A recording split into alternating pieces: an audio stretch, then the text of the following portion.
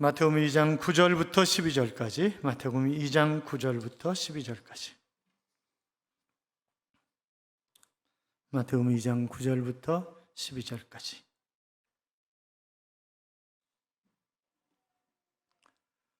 교도하겠습니다. 제가 9절 읽습니다. 박사들이 왕의 말을 듣고 갈새 동방에서 보던 그 별이 문득 앞서 인도하여 가다가 악이 있는 곳 위에 머물러 서 있는지라. 집에 들어가 아기와 그의 어머니 마리아가 함께 있는 것을 보고 엎드려 아기께 경배하고 보배압을 열어 황금과 유향과 모략을 예물로 드리니라. 꿈에 헤로드로 돌아가지 말라 제시하심을 받아 다른 길로 고교에 돌아가니라. 아멘. 같이 인사하겠습니다. 주의 이름으로 잘 될 것입니다. 더 잘 될 것입니다. 끝없이 잘 될 것입니다. 아멘. 예배 자리에 함께 하신 여러분, 예수 그리스도의 탄생을 진정 축하하며 그분이 나의 구주와 주님 되신다고 고백하는 여러분에게 동행하심으로 행복한 그런 좋은 날 되시기를 주님의 이름으로 축복합니다. 인류 최대의 굿뉴스가 바로 예수 그리스도의 탄생 소식입니다. 누가복음 2장에 보면 양떼를 지키던 목자들이 등장을 하죠. 또한 그들에게 나타난 주의 사자 곧 천사가 등장을 합니다. 아울러 그 천사와 함께 하나님을 찬송한 수많은 천군 천사들이 등장을 하지만 그들은 조연이었습니다. 주인공은 어디까지나 우리의 구주로 탄생하신 예수 그리스도이십니다. 천사나 목자들은 예수님이 우리를 위하여 구주로 나셨다고 하는 사실을 밝히 드러내기 위하여 쓰임받은 도구에 불과한 것입니다. 예수님은 하나님이십니다. 믿으십니까? 믿는 분들은 크게 아멘, 아멘. 그렇습니다. 그러한 예수님이 왜 육신을 입고 이 땅에 오신 것입니까? 예수님이 이 땅에 오신 목적을 바로 너희를 위하여 구주가 나셨으니, 우리를 위해서 오셨다, 그렇게 말씀을 하셨습니다. 그러기에 예수님 안에서 우리의 모든 죄가 사함받을 수 있는 것이고, 또한 우리는 영화로운 천국을 보장받을 수가 있는 것입니다. 예수님의 탄생의 이를 별을 보고 알았던 동방 박사들은 베들레헴에 와서 아기 예수께 경배하고 예물을 드리고 고국으로 돌아가서 바로 예수님을 증거하는 증인으로 살았다고 알려져 있습니다. 자, 우리에게 가르쳐주는 교훈은 동방 박사들이 누구께 경배한 것입니까? 예수님께만 경배한 것입니다. 물론 마리아가 중요합니다. 요셉도 중요합니다. 그러나 경배를 받으실 분은 예수 그리스도 그분이시지, 그렇잖아요. 그래서 11절에 보면 아기께 경배했다고 했는데, 아기를 해석하기를 누가복음 2장 11절에 구주라 그렇게 표현하고 있습니다. 죄인을 구원하기 위해서 오신 신이라고 하는 말입니다. 그래서 그들이 바로 나를 구원하기 위해서 오신 그 신께 경배했다, 그런 의미인데, 그래서 이 2장 2절에 보면 그에게 경배하러 왔노라 그렇게 표현하고 있죠. 여기 경배한다는 단어는 예배한다, 또 경외롭게 하다, 경의를 표하다 라고 하는 그런 뜻을 가진 그런 단어입니다만, 어떻든 죄인을 구원하러 오신 예수께 무릎을 꿇고 엎드려 이마를 땅에 대고 절하며 경배한다고 하는 그런 뜻입니다. 다시 말하면 구주이신 신께 예배한다 라고 하는 그런 의미이고, 요한복음 4장 20절 또 12장 20절 등에서는 하나님께 예배한다 라고 하는 그런 의미로 쓰임으로 바로 그 예수님이 하나님이셨다고 하는 사실을 말씀하고 있습니다. 박사들이 찾아온 것은 바로 사람을 구원할 메시아 거룩한 신의 나타남을 확신하고 신께 예배드리기 위해서 온 것입니다. 그래서 신약에서 최초의 예배가 동방 박사들에 의해서 이루어졌던 것을 우리가 볼 수 있습니다. 예배는 죄인을 구원하기 위해서 오신 그런 신께 드리는 것이 되어야 하는 것입니다. 오늘도 나의 죄를 사하시기 위해 오셔서 나를 구원하신 구주 예수께 예배하기 위해서 우리가 모인 것입니다. 그렇게 믿으시는 분들은 아멘. 그렇습니다. 자, 그들이 이 동방 박사들이 예물을 드리죠. 황금과 유향과 몰약을 드렸다고, 그래서 11절에 보배압을 열어 황금과 유향과 몰약을 예물로 드리니라 그렇게 기록하고 있는데, 동방 박사들이 예수 그리스도의 사역과 관련된 그런 예물들을 드렸다라고 하는 사실이 정말 놀라운 일 아니겠습니까? 그렇잖아요. 그들이 예물을 가져왔는데 그것이 예수님의 사역과 딱 일치되는 그런 예물들이었다고요. 레이먼드 맥도날드 알렌의 글에 보면 어느 마을에 오래된 예배당이 있었습니다. 예배당에는 아름다운 그런 소리를 내는 종이 있었는데 그 종탑이 너무나 높기 때문에 누가 올라가서 종을 칠 수가 없는 거예요. 그런데 내려오는 전설에 의하면 하나님께서 정말 기쁘게 예물을 받으실 때 그때 종이 저절로 울린다는 거죠. 하나님이 종을 치신다는 거예요. 어느 해에 그 마을에 사는 사람들이 한 번도 그 종소리를 들어본 적이 없었기 때문에 각기 자기 나름대로 아름다운 예물을 가지고 종소리가 들려지기를 간절히 열망하면서 예배당으로 모여들기 시작했습니다. 그때 피터와 그의 동생도 예수님께 경배하고자 예배당으로 가는 그런 중이었습니다. 그런데 길가에 눈이 많이 와 있는데 한 아주머니가 쓰러져 있는 거예요. 그래서 이 피터가 자기 동생에게 은전 한 입을 그 성탄 축하 예배 때 드리려고 모으고 또 모았던 그 은전 한 입을 동생에게 주면서 내가 가서 예물을 드리라고. 왜냐하면 교회 갔다 오면 이 아주머니가 얼어서 죽을 것 같은 거예요. 그래서 그는 자기도 예배 드리고 싶었지만 동생에게 은전을 맡기고 자기는 그 아주머니를 마침 이 피터의 동생이 거의 예배가 끝날 쯤에 들어가게 되었어요. 예물을 드리는 시간이었습니다. 저마다 예물을 들고 나옵니다. 부자는 그 말을, 학자는 자기가 쓴 책을, 농부는 자기가 추수한 곡식단을 안고 나왔습니다. 그렇지만 종소리는 들리지 않았습니다. 마지막으로 임금이 나와서 왕관을 벗어서 제단 위에 올려놓았는데 그런데 여전히 종소리는 울리지 않는 것입니다. 마을 사람들이 금년에도 종소리는 울리지 않는구나 그렇게 생각하고 일어서는데 땡땡 하면서 종소리가 들리는 것이었습니다. 모두가 놀라서 제단을 바라보았더니 바로 제단 앞에는 조용히 은전 한 입을 올려놓은 피터의 동생이 서 있는 것이었습니다. 아기 예수께 가장 귀한 선물을 바치는 그 마음에 바로 종이 울린 것입니다. 오늘 마태복음 2장 11절에 보면 아이께 경배하고 보배합을 열어 헌금과 유향과 몰약을 예물로 드리니라 그러는데 동방박사들은 바로 유대인의 왕이자 온 인류의 구세주이신 예수께 경배하기 위해서 빈손 들고 나오지 아니하고 귀중한 예물을 그들이 준비를 했습니다. 보배합을 가져왔습니다. 뭘 드렸다고요? 황금과 유향과 몰약을 드렸다고요? 상징적인 예물이었습니다. 여러분, 예물을 드리려는 마음은 하나님을 경배함의 중요한 요소가 될 수 있을 것입니다. 물론 우리가 나를 위해서 목숨도 아낌없이 십자가에서 바치신 그 주님을 위해서 아름답게 희생하고 헌신하는 것이 당연한 것이겠습니다만, 그러나 정말 내가 거기에 마음이 담겨져 있는가, 주님을 뜨겁게 사랑하는 마음으로 내가 드리고 있는가 라고 하는 것은 액수에 상관없이 그것은 훨씬 더 중요한 것입니다. 자, 동방 백성들은 황금을 드렸습니다. 황금은 왕권을 상징하는 것입니다. 황금은 뭘 상징한다고요? 왕권을 상징하는 예물이라고요. 황금 보석은 그리스도 예수를 왕으로 나타내는 것입니다. 예수 그리스도는 영적인 왕이시고 우주의 영원한 왕이로 믿고 절대적인 주권과 만능의 왕권에 복종하고 그의 다스림과 인도와 주장을 믿으며 모든 영광을 그리스도께 돌려야 함을 나타내고 있는 그런 예물입니다.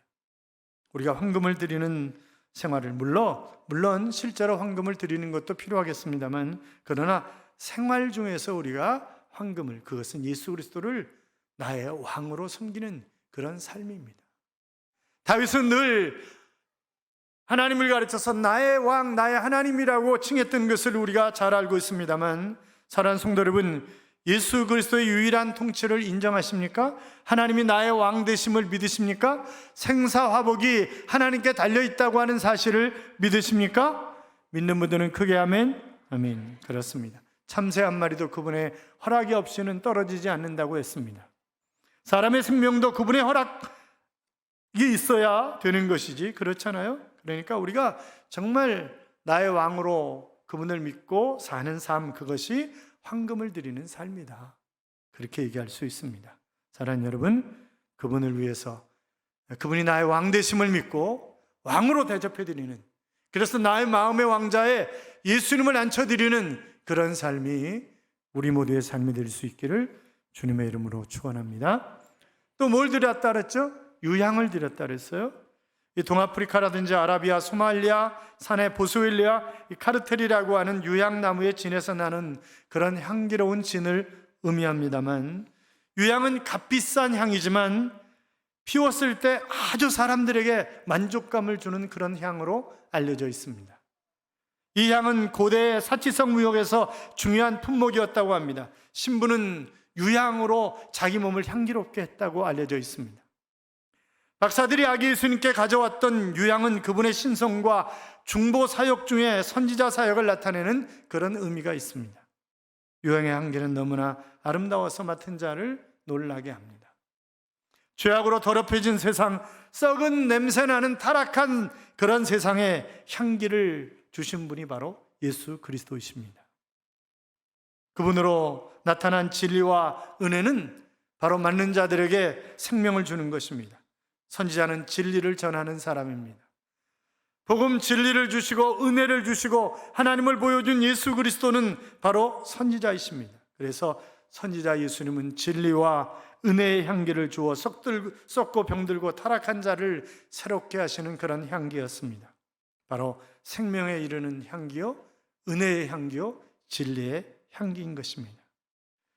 어떤 사람을 만나도 썩은 냄새, 죄의 냄새, 속화시키는 냄새, 타락시키는 냄새만 풍기는데 바로 선지자 예수 그리스도의 향기가 사람을 살리는 그런 향기가 된 것입니다. 그것이 유향입니다. 사랑하는 여러분, 진리와 은혜를 아는 자의 소문은 빌립보 교회처럼, 빌라델비아 교회처럼 널리 퍼집니다. 그리스도를 알게 합니다. 이것이 유향을 드리는 그런 삶입니다. 옆 사람 냄새 좀 한번 맡아보실래요? 어떤 냄새가 납니까? 꼬랑내가 난다고요? 여러분, 그리스도의 향기를 바라는 그런 삶을 살아가시기를 주님의 이름으로 축복합니다. 또 한 가지 예물을 드렸어요. 모략을 드렸습니다. 이 모략은 소말리랜드, 이디오피아, 아라비아에서 자라는 콤비포라 미르하 나무에서 나오는 진액인데, 좋은 향기를 내는 이 진액은 줄기와 가지들에서 채취해서 뽑아낸 그런 향수입니다. 동방 박사들은 아기 예수께 예물로 드리기 위해서 바로 이 모략을 가져왔습니다. 모략은 바로 시체를 썩지 않게 하기 위해서, 썩을 때 냄새나는 그런 냄새를 방지하기 위해서 방부제로 쓰이는 것이 바로 모략으로 알려져 있습니다. 예수님의 순환과 죽음을 상징하는 그런 예물이고, 죄로 죽은 인간의 죄 문제를 해결하는 제사장됨의 바로 증거가 바로 이 모략이다, 그렇게 이야기할 수 있을 것입니다. 예수님의 영원한 제사장 사역을 나타내는 것이 모략이라고요? 죄를 대속하기 위해서 자신의 몸을 친히 십자가에 제물로 바치었습니다. 제사장 일을 친히 하신 것입니다. 그래서 히브리서에 보면 예수 그리스도를 가르쳐서 우리의 큰 대제사장 되시는, 이렇게 표현하고 있는 것을 우리가 볼 수 있습니다. 예수님은 생축으로가 아니라 십자가에서 죽은 제물로 바쳐져서 우리의 모든 죄를 대속해 주셨습니다. 그러므로 나를 위해 십자가를 지신 그 주님을 영접하고 내 모든 죄를 대속하신 대제사장 예수님께 죄를 고백하며 용서받는 생활, 그것이 바로 모략을 드리는 생활이다. 성경은 이렇게 말씀하고 있습니다. 이미 목욕한 자는 발만 씻으면 되느니라, 그렇게 말씀하셨는데, 이미 예수 그리스도로 말미암아 우리의 모든 죄가 과거와 현재와 미래의 모든 죄를 다 용서받았음에도 불구하고 생활 속에서 짓는 죄를 끊임없이 우리는 회개하고, 그리고 다시 한번 그 용서를 확인하는 그런 삶을 살아야 되는 것입니다. 예수님은 우리들을 위해 살고 우리들을 위해 죽으려고 세상에 오셨습니다. 죄를 없이 하기 위하여 죽으시고 의롭게 하기 위해서 다시 살아나셨습니다. 예수님은 영원한 대제사장으로서 택한 백성의 죄를 대속하기 위해서 자신의 몸을 친히 십자가 위에서 제물로 바치신 것입니다. 그러므로 우리가 그 예수님을 믿을 때 죄에서 건짐을 받고 하나님의 자녀 되었음을, 거룩한 자녀라고 하는 사실을, 실질적인 죄인임에도 불구하고 법적으로 의인이라고 하는 그런 도장을 받게 된 것입니다. 우리는 이상 세 가지 의무를 드리는 생활을 해야 합니다. 통치받는 생활, 예수님을 나의 왕으로 모신 그런 생활, 그리고 진리와 은혜 아래 사는 그런 생활뿐만이 아니라 죄에서 건져준 주님을 위해서 사는 그런 삶을 우리는 살아야 됩니다. 여러분, 내가 어떻게 삶의 순간순간마다 살아가느냐라고 하는 것은 굉장히 중요하죠. 사람들은 습관이 중요하다 하는 그런 얘기를 합니다.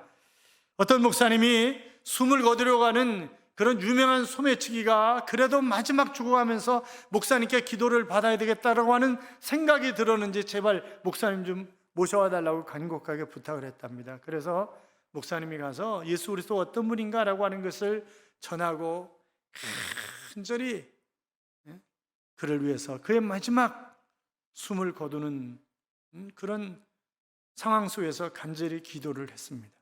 그리고 그는 눈을 감았습니다. 그런데 그 소매치기의 손이 목사님 호주머니 속에 들어와 있더래요. 여러분, 습관이 정말 중요해요. 습관이. 그렇잖아요? 12절에 보면 그들은 꿈에 헤로데게로 돌아가지 말라 지시함을 받아 다른 길로 고국에 돌아가니라 그랬습니다. 헤롯은 박사들에게 아기를 찾거든 돌아와서 보고하라고, 왜냐하면 나도 가서 경배하려고 한다고 그랬지만 그것은 거짓이었습니다. 찾아가서 죽이려고 했던 그런 계략이었죠. 하나님은 헤롯의 속셈을 하시고 박사들에게 헤롯에게 가지 말라고 지시를 하셨고, 바로 이 동방의 박사들은 그 지시에 따라서 그들이 헤롯왕에 가지 않고 다른 길로 돌아갔던 것을 우리가 잘 알고 있습니다만, 우리도 역시 하나님 앞에 순종하는 그런 마음을 가져야 합니다. 내 방법을 버리고 내 성격을 버리고 하나님이 원하시는 길로 우리가 가야 된다고요. 다른 길로 가는 것은 위험이 도사리고 있고 가기가 힘이 드는 것입니다. 그러나 하나님이 인도하시는 길이라고 한다면 그것이 아무리 좁은 협곡이라 할지라도, 그러나 우리는 그 길로 가야 합니다. 유명한 문학가 모임 중에 토의 시간이 있었답니다. 한 사람이 세계적인 문학 문인들이 다 모였는데 이 자리에 신라원을 지은 밀톤이 들어온다면 우리가 어떻게 맞이할까요? 그랬더니 한 사람이 위대한 문인이 온다면 우리가 박수치고 소리 지르고 맞아야 되지 않겠어요? 그렇게 대답을 하더라는 거죠. 다른 사람이 그러면 만약 위대한 셰익스피어가 문을 열고 들어온다면 어떻게 할까요? 그랬더니 그에게 영광을 돌리고 찬사를 퍼부어야죠. 그러더랍니다. 그래서 한 사람이 만약 예수 그리스도께서 방문을 열고 들어오신다면 우리는 어떻게 해야 되는 것입니까? 그랬더니 그때 모인 모든 사람들의 한결같이 우리는 그 자리에서 모두 일어나서 그분의 발 아래 엎드려 경배해야 합니다. 그렇게 대답을 하다는 거죠. 여러분, 그거 아시잖아요? 세계 최고의 과학자들, 세계 최고의 문인들, 하여튼 세계 최고의 거목들이 거의 다 예수쟁이라는 거 아시잖아요? 거기 모여있는 사람들도 모두가 다 예수쟁이였던 것입니다. 그런 것이 바로 경배자의 모습입니다. 사랑하는 성도 여러분, 여러분은 어떤 마음으로 성탄을 맞이하고 계십니까? 우리를 위해 나신 구주 예수께 엎드려 경배하는 그런 성탄이 되시기 바랍니다. 기뻐하는 마음으로 엎드려 경배하시기 바랍니다. 황금과 유향과 모략을 드리는 그런 마음으로 엎드려 경배하시기 바랍니다. 그리고 순종하는 마음으로 아기 예수께 경배하는, 그래서 그 주님이 일평생 우리와 동행하심으로 이 땅에서도 힘이 있고 능력 있는 삶을, 그리고 영원한 천국을 차지하는 그런 삶이 우리 모두의 삶이 될 수 있기를 주님의 이름으로 축원합니다. 우리 같이 기도하겠습니다. 진정 우리도 황금과 유향과 모략을 드리지는 못하지만, 그러나 그분을 나의 왕으로, 그리고 그분이 주신 말씀을 따라 진리 가운데 사는 삶을, 그리고 진정 그분을 기쁘게 하는 그런 삶이 우리의 삶이 될 수 있도록 기도합시다. 일평생 주님과 동행하는 삶이 되어 행복한 미래를 열어가며 힘있게 하나님의 나라를 확장해가는 그런 삶이 우리의 삶이 될 수 있도록 기도합시다. 같이 기도할까요? 살아계신 하나님 아버지, 감사합니다.